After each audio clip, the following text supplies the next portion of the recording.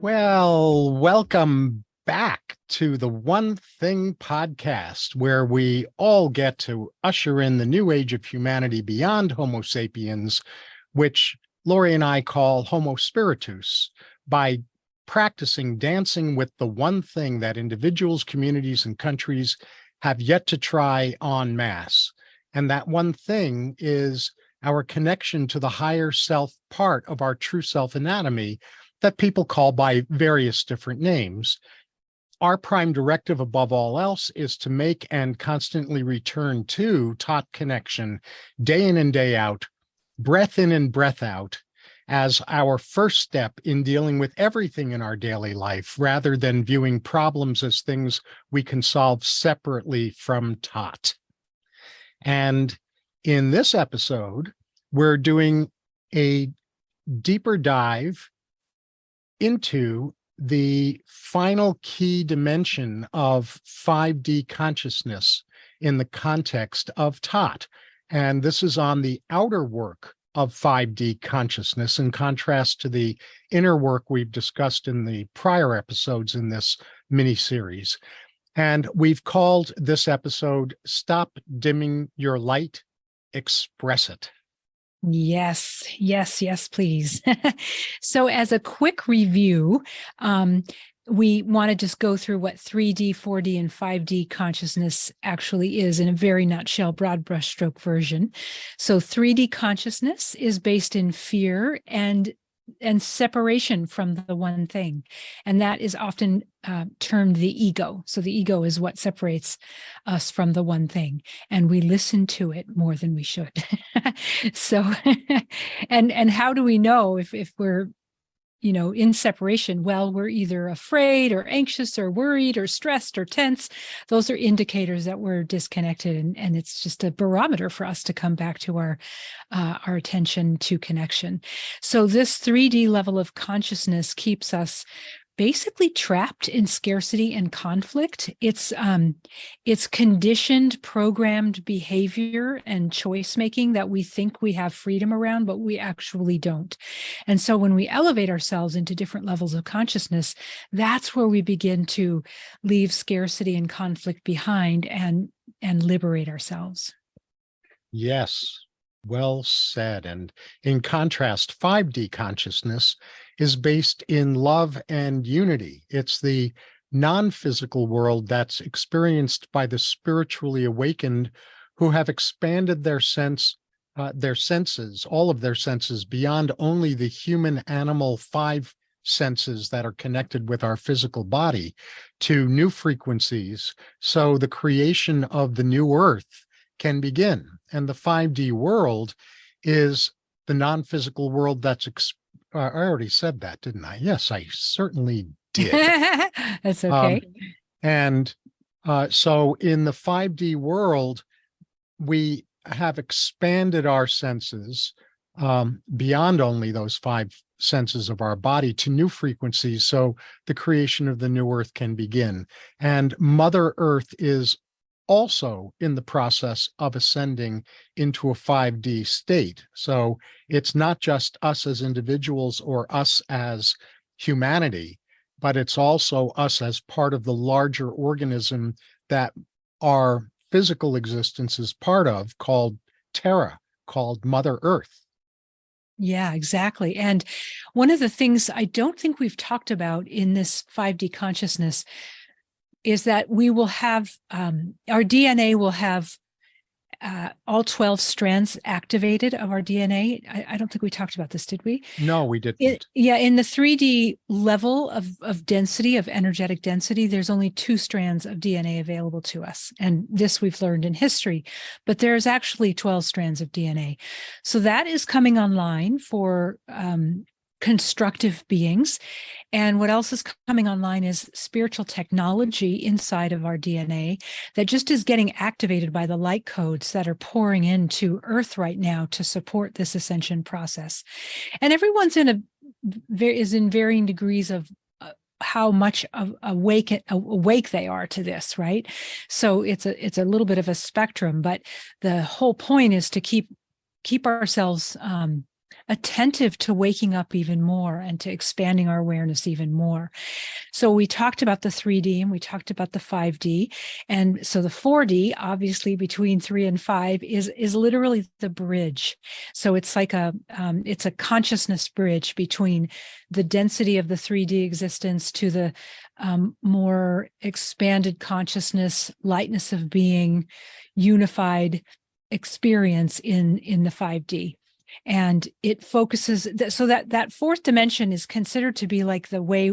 This is what it means to heal when we bring third dimensional dense fear-based energies to 5D love-based energies. That's literally the meaning of healing, because that the higher frequency will always transform, transmute, alchemize, and heal the lower frequency. So this is a conscious choice. Those of us who are constructive beings meaning we are holding the intention for individual as well as collective and earthly good. We don't have to know what that is supposed to be right now. We just have to be living into it, basically.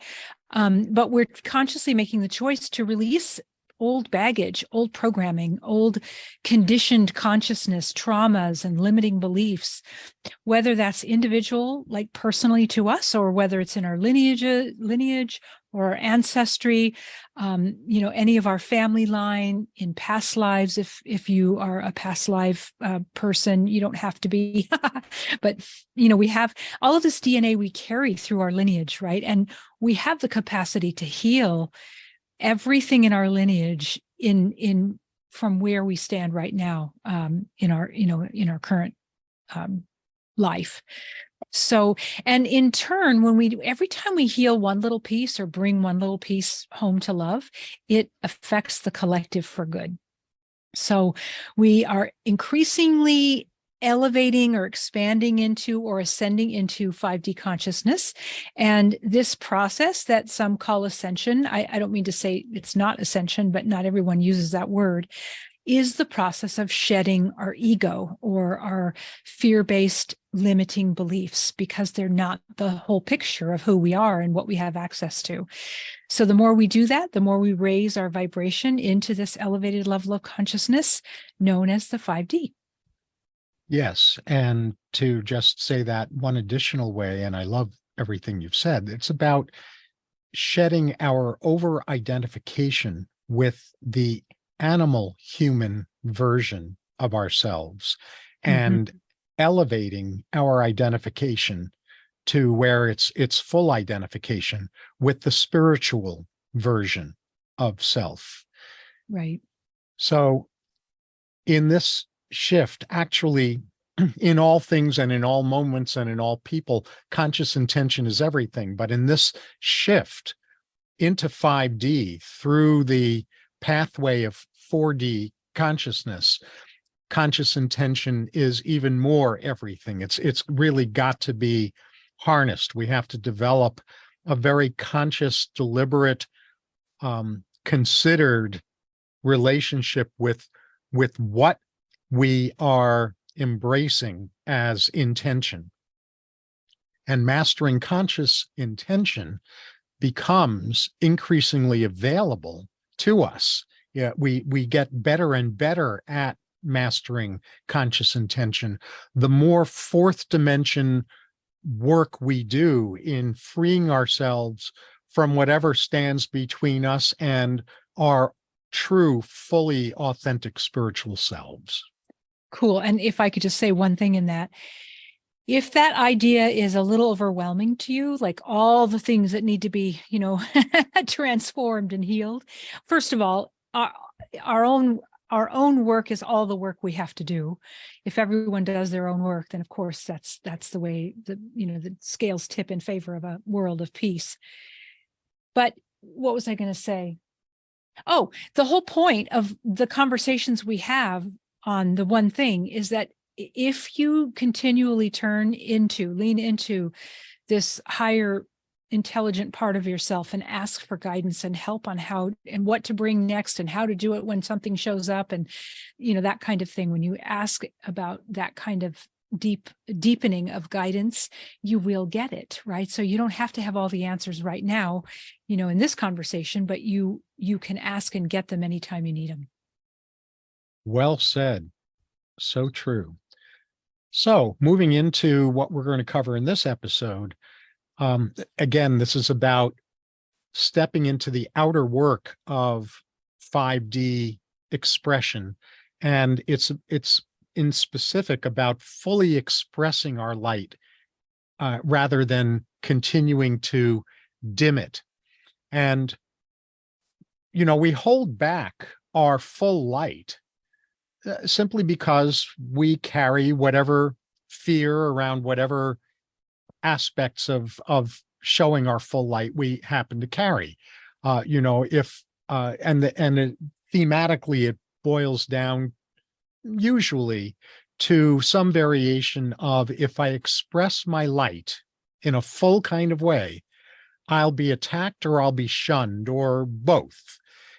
And so this fear of being attacked or shunned is really common among constructive beings, among people who are really committed to contributing to the elevation of humanity, both individually and collectively. And our job is to face that programming, to not deny it, to face that we have whatever our version of and whatever the extent of our fear of being attacked or shamed, we to face that and outgrow it, so that we are no longer shackled by old programming that's been part of humanity's consciousness for millennia, for eons. And this is the time in our history, in the arc of our overall history as the evolution of humanity, when shedding that is arguably more important than ever before. And what's different about now, because 5D is already emerging, and well, how would I say this? We're on our way to a tipping point. We're almost there, Lori and I believe, but we're not quite. And how much longer it's going to take us to fully get to that tipping point, well, we'll find out. But it's that tipping point where the old programming, the old illusions of who we are as human animals is crumbling. And we're less and less at risk of being attacked and being shunned, despite today's cancel culture mentality. Yes, that's going on, but because there are more and more and more people that are knowingly or intuitively stepping out of 3D into 4D, through 4D into 5D, the extent of the risk of being attacked or being shunned for fully showing our light keeps diminishing more and more. That risk gets lower and lower and lower as we move toward this tipping point in humanity. So let's see, what else? I'm really having trouble seeing what my notes are, so I'm taking off my glasses. As conduits of higher love and wisdom, we aren't driven by ego. We may have, a sense of our own individual identity, hopefully not a sense of individual identity that's separated from higher love and wisdom that we're all part of. But in order to be conduits of higher love and wisdom, we cannot be driven by our egos. Ego, at best, at most, is a servant, or has to be shifted into being a servant to the evolution of consciousness, rather than a jail cell that keeps us separated from each other and from source. Yeah. And I think I'll go ahead and jump in here, and then you do the traps to sidestep. I think that got Sure. changed around. Yeah. Oh, yeah, sure. Go ahead. Yeah. So everything David just said is so important. And, in the event that you look at the world and think, wow, I mean, every generation has their version of the world is going to hell in a handbasket. Um, but certainly it seems ever prevalent now. And just know that the programming that is crumbling is also causing structures that are no longer serving the greater good to also shift and change. And try your best to stay in your heart center and, connected to the one thing, because that part of you will teach you how to walk through, some of these changing structures. Because it seems like most structures need to elevate themselves: education, agriculture, political, everything that matters to us as human beings on earth are going to need some upgrades and updating. So it's going to seem like, if it doesn't already to you, that it's pretty scary and wobbly ground to be on. But if we stay connected, and this is one of the reasons we do this podcast, is just as a regular reminder, our mind learns by repetition, that if we stay connected to the one thing, especially the more of us who has access to doing that do it, it will make for easier and more graceful transformation and change to the 5D.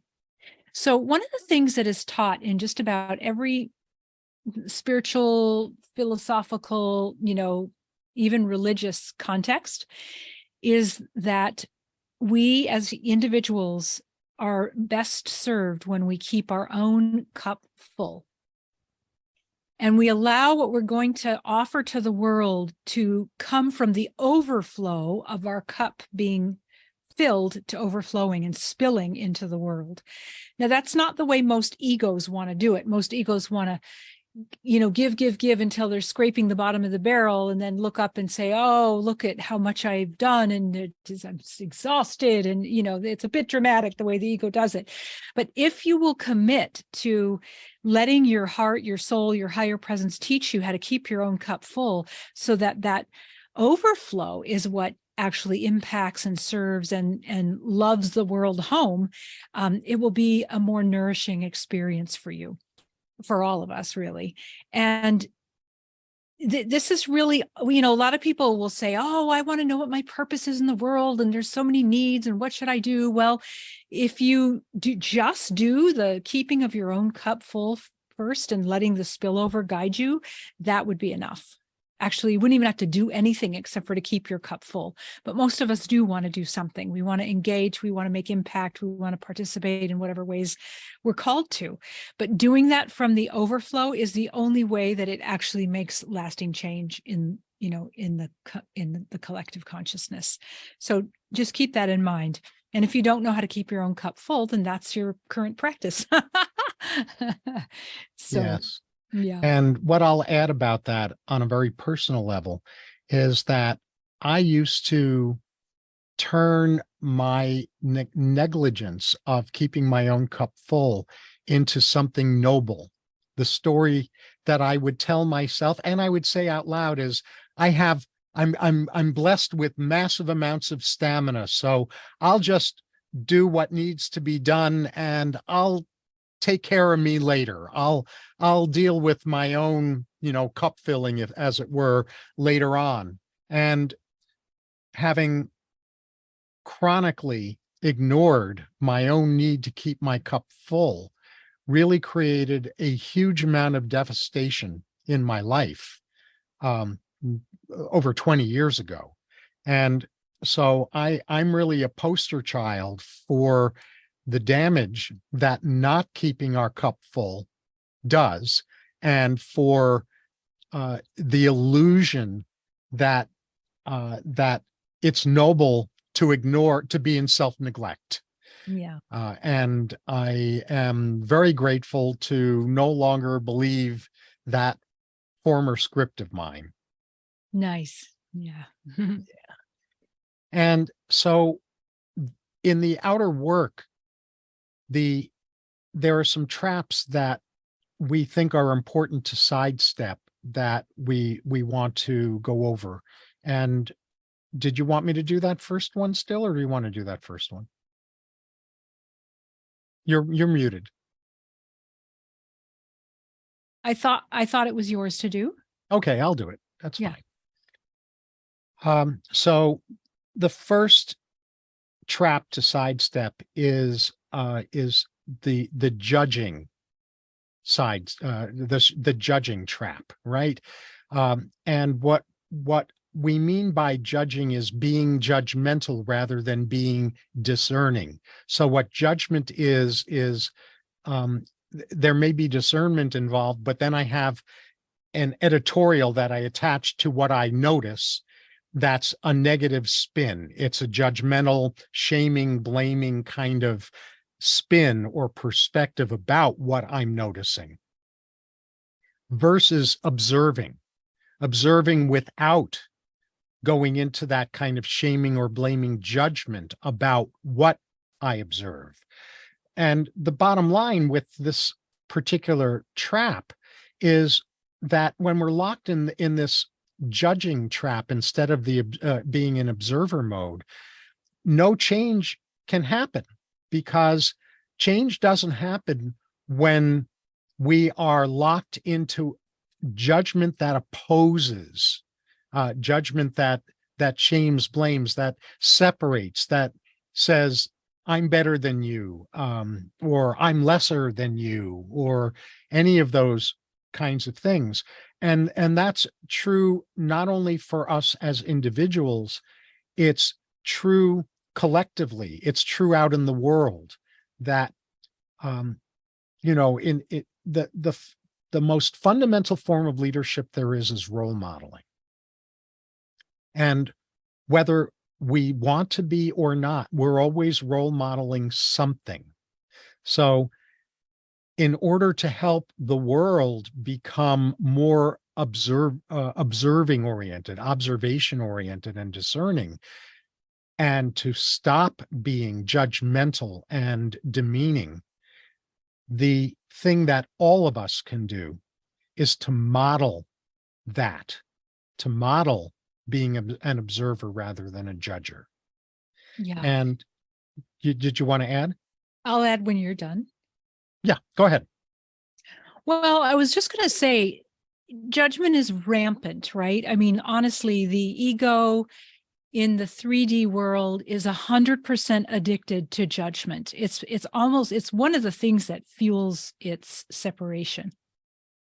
So I think that it's important to recognize that we have to actually create a different brain track that isn't judgment. And there's a couple of ways that I'll tell you about those in takeaways. But it's important to know that there's a way it's harder to just say to yourself, I'm going to stop judging. And it's easier to say, when you notice that you're judging, to pivot yourself into a different practice, which I'll tell you in takeaways, and that creates a new brain track. So without a doubt. And just to underline one part of what you just said, the judging is about shaming and blaming. When I catch myself in the middle of being judging, I only compound the problem if I then shame myself for being shaming or blaming. Mm-hmm. Right. So to judge is natural. It's common. It's not what our true heritage is, but it's part of our 3D consciousness. And so that's part of shifting from 3D to 5D is to surrender that judging. Likewise, in order to shift into 5D, we need to be willing to surrender our victim stories, our victim scripts, and to replace victim programming with choice maker programming.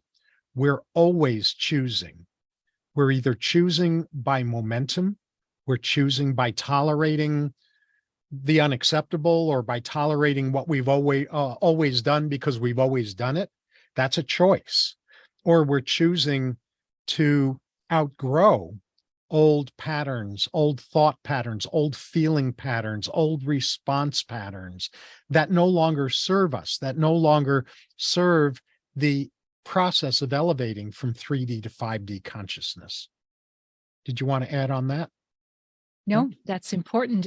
Being at choice is part of how we recognize that we're less in 3D and moving towards 4D, through 4D into 5D. Mm-hmm. And then the last of the three traps that we wanted to touch on in this episode that we think is important to sidestep or to outgrow, basically, is the trap of being isolated.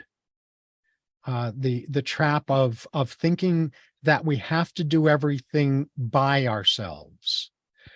There's an old saying, we can't do our work by ourselves entirely, even though we have to do our work for ourselves. Mm-hmm. And that's not just true internally in terms of our inner work.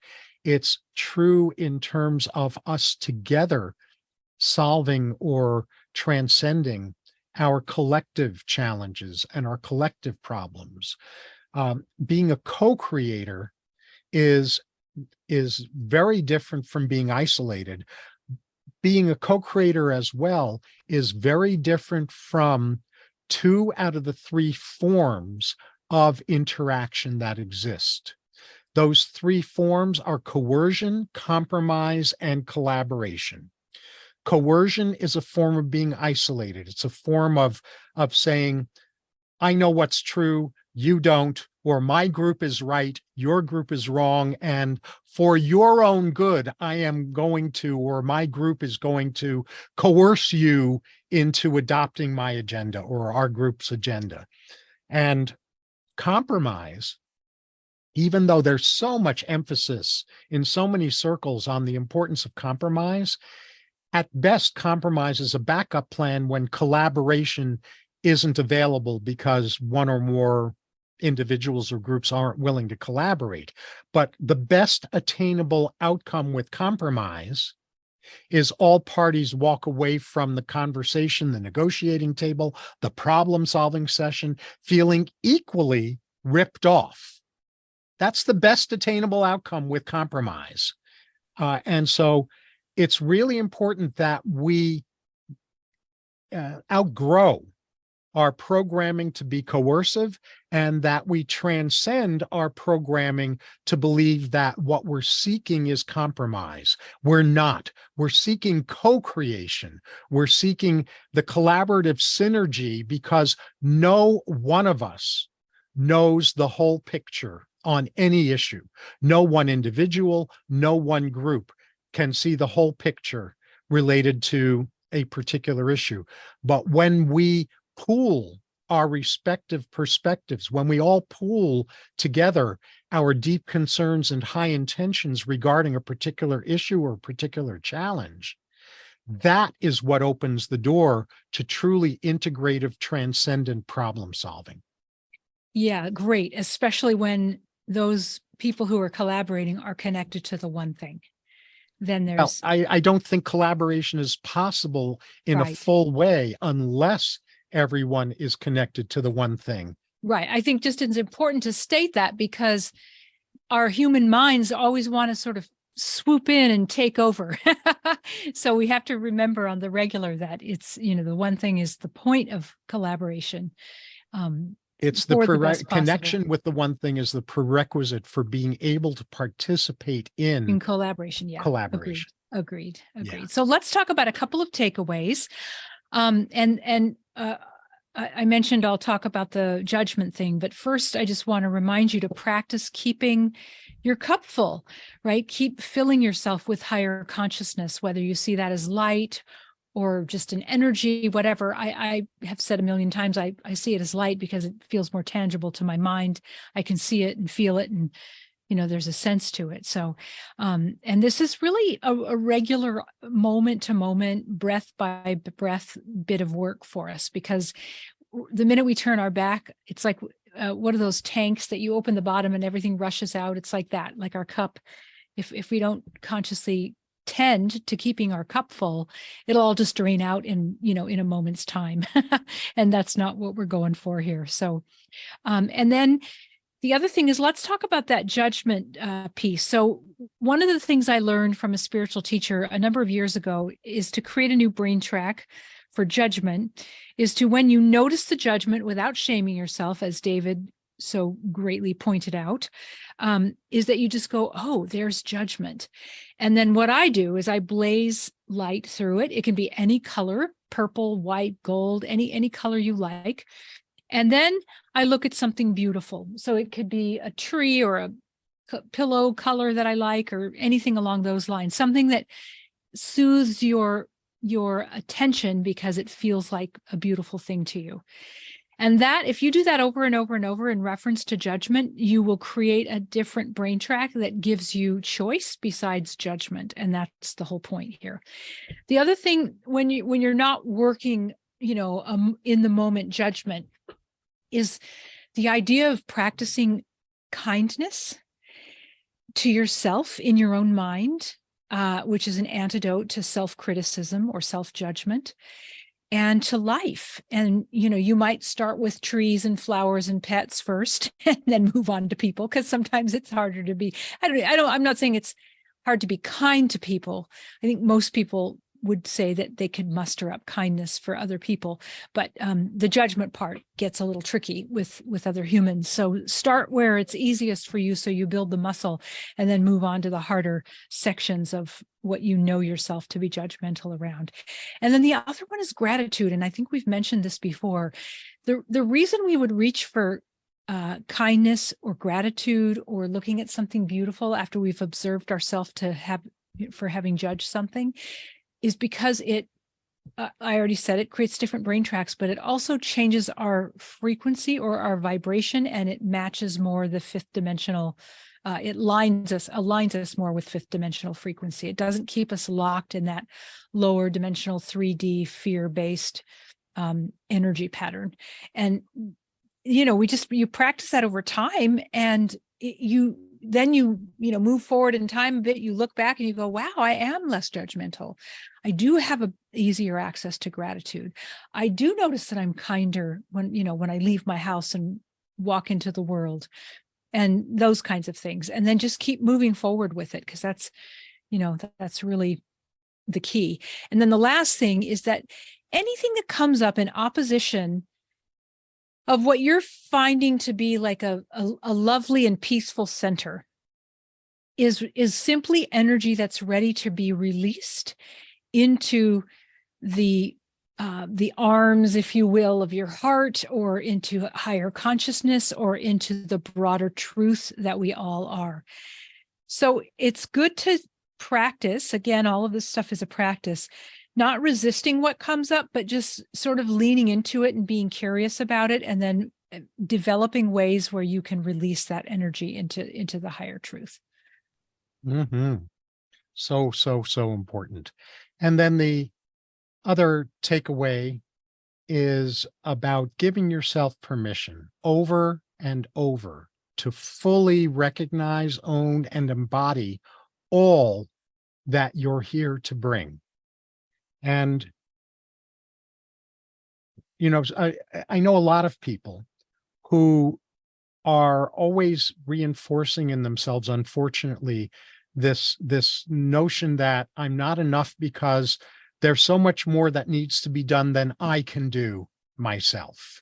And that's part of the old consciousness. That's not 5D consciousness at all, because no one individual or group on their own can do everything that needs to happen in order for humanity to elevate into 5D consciousness collectively. We just can't do all that needs to be done on our own. And it's really important to make peace with that. Allow doing your own appointed part to be enough, whatever you're called to do, whatever positive impact you're called to have in whatever spheres of influence you're called to have that. Step into that fully, own it fully, embody that light fully, and allow it to be enough, because it really is enough. As long as you remember that when all of us are doing our respective parts, all bases will collectively be covered. Everything that needs to happen will happen, but not by any one of us alone. Yeah, so important. Mm-hmm. And the other thing to remember, I think that's really important, is that one of the side effects of love and light is that love and light bring out everything that's unlike love and light. So when you invite light in, when you step into a more transcendent agape version of love, your fears will present themselves. That doesn't mean you're doing something wrong. It means, ironically or paradoxically, that you're doing something right, because you dared to step into an elevated or expanded sense of light or love. And because of that, everything that's unlike that shows up. So again, it's about being about observing rather than judging. Oh, right, I'm right on schedule. This fear just came up because I'm expressing my light more fully. And so our work is to not run from those fears that present themselves when we're expanding ourselves, but rather to seek the support of higher love and wisdom, whatever you call your I am presence, in getting free from that fear that comes up as a result of stepping into expanded light and love. Beautiful. Nice. Okay, so that wraps up our episode. And we just wanted to let you know that next episode that we do is going to be the last episode in this little 5D mini series inside of the one thing that we've been doing. So this will be part 2 on our outer work. And the kind of the teaser is that we will be talking about how to synergize and be in transparent, honest, loving relationships. And we'll also touch on career, work in the world, calling, mission, purpose, that kind of thing. So that will be in our next episode. And we enthusiastically invite you to visit our podcast at totpodcast.net. That's our podcast page. And let us know your comments, questions, requests for future episode topics, and any other feedback that you might have. And so until next time, remember to dance with your better half, the one thing, so that you can keep living more and more fully as Homo Spiritus.